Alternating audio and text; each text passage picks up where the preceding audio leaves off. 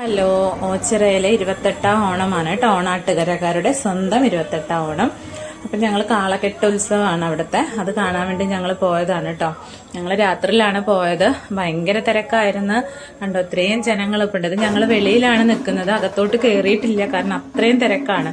അപ്പോൾ ഓരോ 52 കരക്കാരുടെ കാളകളുണ്ട് കേട്ടോ. 52 കാള. ഏറ്റവും വലിയ കാളയാണ് കാലഭൈരവൻ എന്ന് പറഞ്ഞ കാള കേട്ടോ. അങ്ങനെ ഒത്തിരി കാളകളുണ്ട്. ഈ കെട്ടുകാളകൾ ഒത്തിരി ഉണ്ട് കേട്ടോ. അപ്പൊ ഞങ്ങളിവിടെ കുറച്ച് തിരക്കൊഴിഞ്ഞപ്പോൾ ഞങ്ങൾ അകത്തോട്ട് കയറി.